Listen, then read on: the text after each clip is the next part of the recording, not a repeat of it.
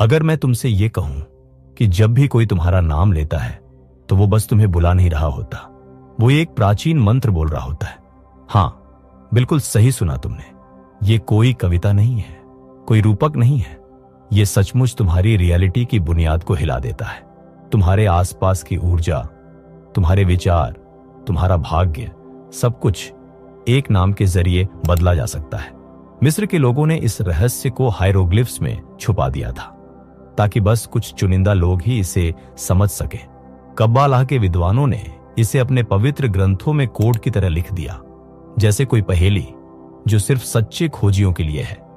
और अब जब हम 21वीं सदी में जी रहे हैं, मॉडर्न साइंस धीरे धीरे उन बातों को पकड़ने लगी है जिन्हें रहस्यवादी और साधक हजारों सालों से जानते थे। अब सोचो जरा, क्या हो अगर तुम्हारा नाम, जो हर दिन सुना जाता है, हर जगह लिखा जाता है, दरअसल एक वाइब्रेशनल प्रोग्राम है। वो प्रोग्राम या तो तुम्हें एक अदृश्य पिंजरे में बंद रख सकता है या फिर तुम्हारे सबसे शक्तिशाली रूप का दरवाजा खोल सकता है। तुम्हारा नाम ही है जो तुम्हें बांधता है या तुम्हें आजाद कर सकता है। और आज तुम वो राज जानने वाले हो जिससे तुम इस वाइब्रेशनल कैद से बाहर निकल सकते हो और अपने असली जागृत रूप की ओर पहला कदम बढ़ा सकते हो। तैयार हो? विभिन्न संस्कृतियों में नामों का आध्यात्मिक रहस्य। प्राचीन हिब्रू परंपरा में नाम सिर्फ एक आवाज नहीं था, वो भविष्य था। शेम यानी नाम उसी जड़ से आता है जिससे शमाइम यानी स्वर्ग शब्द बना है। मतलब तुम्हारा नाम सीधे दिव्यता से जुड़ा होता है। बाइबल के जमाने में जब माता पिता अपने बच्चों का नाम रखते थे तो वो बस पहचान नहीं दे रहे होते थे, वो भविष्यवाणी कर रहे होते थे। अब चलिए जरा पूरब की ओर, हिंदू परंपराओं की तरफ। यहां नाम देना एक साधारण प्रक्रिया नहीं, एक दिव्य विज्ञान है। आज भी कई हिंदू परिवार वैदिक ज्योतिषियों से सलाह लेते हैं। कुंडली के ग्रह नक्षत्रों के अनुसार तय होता है कि कौन सा कंपन, वाइब्रेशन बच्चे के नाम में होना चाहिए ताकि उसका जीवन प्रकृति से तालमेल में रहे। नाम का पहला अक्षर, जिसे बीज अक्षर कहते हैं, उसे ऐसा माना जाता है जैसे किसी पेड़ का बीज जिससे जीवन की पूरी शाखाएं निकलती हैं। अब जरा नजर डालते हैं नेटिव अमेरिकन जनजातियों की तरफ। यहां नाम कोई स्थायी चीज नहीं थी। नाम समय के साथ, अनुभव के साथ बदलते थे। जैसे लकोटा जनजाति में बच्चे को जन्म पर एक अस्थायी नाम दिया जाता था। उसका असली नाम उसे तब मिलता था जब वो कोई खास जीवन अनुभव से गुजरता या किसी विजन क्वेस्ट के दौरान। यहां नाम जीवित होता था, इंसान की चेतना के साथ साथ बढ़ता था। प्राचीन सेल्टिक ड्रूइड्स अपने गुप्त ज्ञान को मौखिक परंपरा से सुरक्षित रखते थे। उनका मानना था कि किसी का असली नाम लिखना उसकी शक्ति को कम कर देता है। उनके लिए नाम सिर्फ शब्द नहीं था, वो एक ध्वनि तरंग थी, एक जीवित शक्ति जिसे पूरी तरह सिर्फ तब महसूस किया जा सकता था जब उसे जोर से बोला जाए। लेकिन सबसे दिलचस्प बात यह है कि इन सब अलग अलग संस्कृतियों में एक बात सामान्य है। सबका यही मानना है कि नाम सिर्फ किसी का ध्यान खींचने का तरीका नहीं है, वो एक जीता जागता तावीज है, एक साउंड सिग्नल, ध्वनि चिन्ह जो उस खास फ्रीक्वेंसी पर काम करता है जिससे तुम्हारा असली स्वरूप इस धरती पर प्रकट हो सके। अब सवाल ये नहीं है कि तुम्हारे नाम में ताकत है या नहीं, सवाल ये है कि क्या तुम अब तक इस ताकत को पहचान पाए हो।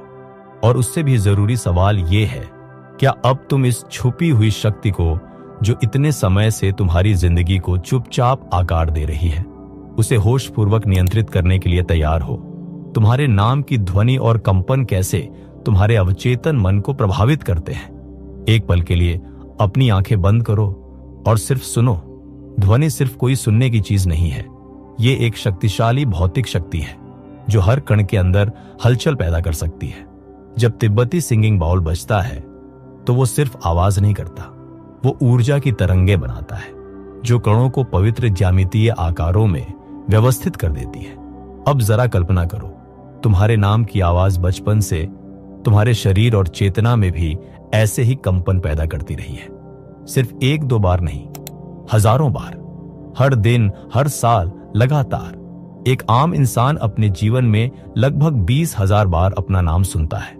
हर बार जब तुम्हारा नाम पुकारा जाता है, वो कंपन तुम्हारे नर्वस सिस्टम, तुम्हारी कोशिकाओं और उस जल तत्व के आर पार से गुजरता है जो तुम्हारे शरीर का 70% हिस्सा है।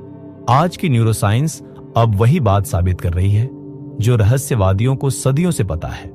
तुम्हारा मस्तिष्क तुम्हारे नाम को किसी भी और शब्द से अलग ढंग से प्रोसेस करता है।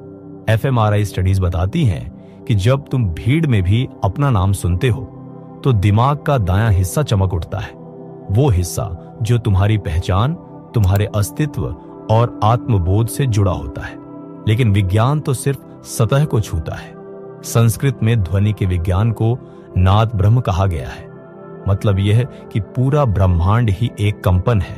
तुम्हारा नाम तुम्हारा व्यक्तिगत मंत्र है, एक ध्वनि सूत्र जो इतनी बार दोहराया गया है कि अब वो तुम्हारे अस्तित्व से अलग नहीं हो सकता।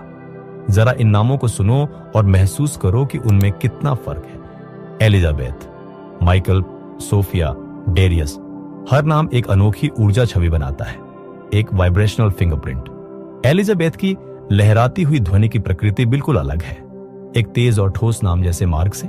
डॉ मसारू एमोटो की रिसर्च, जो विवादित जरूर थी लेकिन रोमांचक भी, कहती है कि लिखे हुए शब्द भी पानी की बनावट को बदल सकते हैं। सकारात्मक शब्दों से सुंदर, संतुलित क्रिस्टल बनते हैं और नकारात्मक शब्दों से विकृत और टूटी हुई आकृतियां। अब सोचो, अगर लिखे हुए शब्द इतना असर डाल सकते हैं तो वो ध्वनि जो तुम्हें बार बार पुकारती है, उसका असर कितना गहरा होगा। लेकिन असली रहस्य अब शुरू होता है। तुम्हारा अवचेतन मन, जो तुम्हारी ज्यादातर भावनाएं, आदतें और निर्णय चलाता है, वो देखने और अनुभव करने में फर्क नहीं करता। जब कोई और तुम्हारा नाम लेता है, तुम्हारा चेतन मन जानता है कि वो तुम्हें बुला रहा है, लेकिन तुम्हारा अवचेतन मन वो हर बार उसे एक सीधा आदेश मानता है, जैसे कोई मंत्र जो तुम्हारे अस्तित्व पर असर डाल रहा हो। प्राचीन जादुई परंपराओं में इस सिद्धांत को गहराई से समझा गया था। मिस्र की रहस्यमयी विद्याओं में माना जाता था कि किसी का असली नाम जान लेना उस पर शक्ति प्राप्त करने के बराबर है। इसीलिए रहस्य विद्यालयों में दीक्षा लेते समय लोग अपना पुराना नाम छोड़कर एक नया गोपनीय नाम धारण करते थे, एक ऐसा नाम जो उनकी उच्चतम संभावनाओं की आवृत्ति, फ्रीक्वेंसी से मेल खाता हो, न कि समाज की सीमाओं से। अब सोचो, क्या ऐसा हो सकता है कि तुम्हारे नाम की ध्वनि में ही वो सीमाएं छुपी हैं जो तुम हर दिन अनजाने में स्वीकार करते आ रहे हो? क्या हो अगर हर बार तुम्हारा नाम पुकारा जाना एक अवचेतन प्रोग्राम को ट्रिगर कर रहा हो, जो तुम्हारे सोचने, महसूस करने और फैसले लेने के तरीके को प्रभावित कर रहा है? लेकिन घबराने की जरूरत नहीं है। याद रखो, सचेत होना ही पहला कदम है बदलाव की ओर। जैसे ही तुम इन सूक्ष्म ऊर्जाओं को पहचानने लगते हो, वैसे ही तुम उनके प्रभाव से बाहर निकलने लगते हो। अपने नाम की शक्ति को जगाने और अपनी संभावनाओं को खोलने की प्राचीन विधियां। मानव इतिहास में जिन लोगों ने वास्तविकता के गूढ़ स्वरूप को महसूस किया, उन्होंने एक गहरी बात को समझा। नाम सिर्फ पहचान नहीं होते, ये सक्रिय मंत्र होते हैं। सवाल ये नहीं है कि तुम्हारे नाम में शक्ति है या नहीं, सवाल ये है, क्या तुम अनजाने में इस मंत्र के असर में जीते रहोगे या जागरूक होकर इसकी जादुई ताकत को साध लोगे? आओ अब हम उन प्राचीन तकनीकों और भूली हुई परंपराओं की ओर लौटते हैं जिन्हें रहस्य स्कूलों और गुप्त परंपराओं में संरक्षित किया गया। इन्हें आम लोगों से इसलिए नहीं छुपाया गया क्योंकि ये काम नहीं करती थी, बल्कि इसलिए क्योंकि ये बहुत गहराई से काम करती थी। पहला द्वार है ध्वनि साधना, नाद योगा। योग की प्राचीन परंपरा में इसे नाद योग कहते हैं। ध्वनि के माध्यम से चेतना को जगाने की विद्या। एक शांत जगह चुनो जहां कोई व्यवधान न हो। आरामदायक स्थिति में बैठो, रीढ़ सीधी रखो और सांस को सहज लयबद्ध होने दो। अब अपना नाम धीरे धीरे खींचकर बोलो, जैसे कभी ना बोला हो। अगर तुम्हारा नाम सारा है तो ऐसे बोलो, सा आर।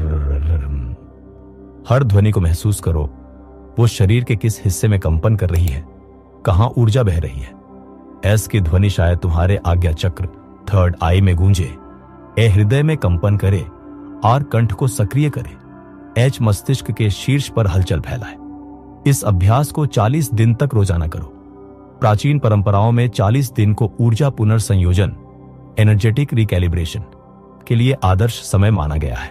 कई साधक बताते हैं कि इससे उनका आत्मबोध बदल गया, मानो पहली बार उन्होंने अपने नाम को और खुद को सच में जाना हो। दूसरा द्वार है पवित्र ज्यामिति और सिजिल मैजिक।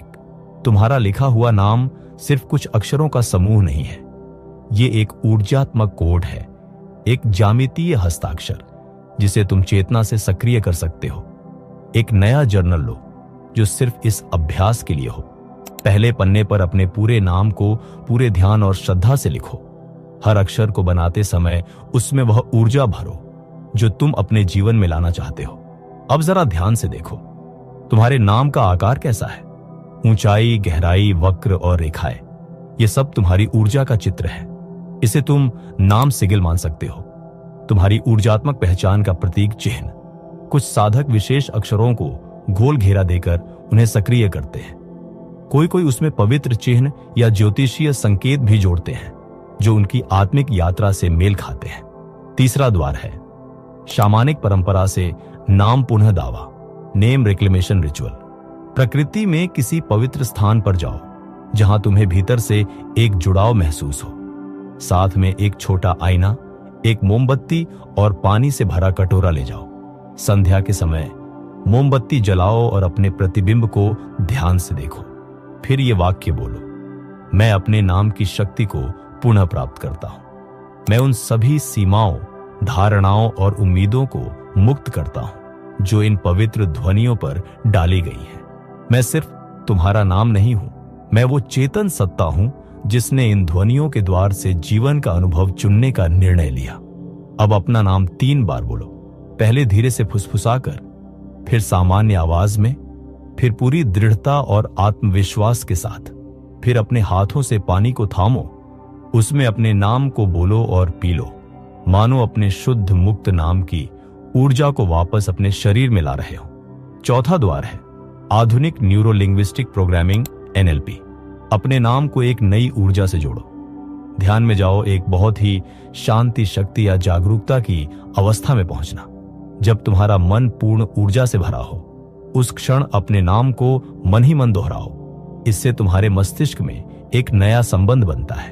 अब तुम्हारा नाम उस उच्च अवस्था से जुड़ने का उपकरण बन जाता है। धीरे धीरे जैसे ही कोई तुम्हारा नाम पुकारे या तुम उसे सुनो, वो ऊर्जा अपने आप सक्रिय हो जाएगी। अब तुम्हारा नाम एक लेबल नहीं बल्कि आत्म जागृति का ट्रिगर बन जाता है। दीनों इन विधियों से सिर्फ शुरुआत होती है।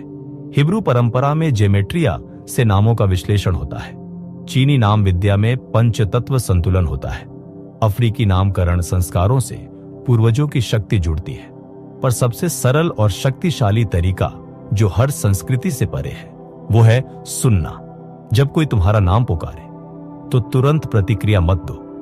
एक क्षण के लिए ठहरो, उस ध्वनि को अपने भीतर महसूस करो। देखो वो तुम्हारी ऊर्जा में कैसा परिवर्तन ला रही है। तुम्हारा नाम तुम्हें जन्म से पुकार रहा है। शायद अब समय आ गया है कि तुम सच में उसे सुनो, पहली बार की तरह। मिस्र की प्राचीन मान्यता थी कि मृत्यु के बाद आत्मा को अपना असली नाम याद होना चाहिए। वो नाम नहीं जो जन्म के समय मिला, बल्कि वो दिव्य नाम जो आत्मा का सार है। लेकिन अगर उस नाम को मरने के बाद नहीं, बल्कि अभी यहीं याद किया जा सकता है, अगली बार जब कोई तुम्हारा नाम ले तो ध्यान से सुनो। हो सकता है ये ब्रह्मांड तुम्हें याद दिला रहा हो तुम क्यों आए थे।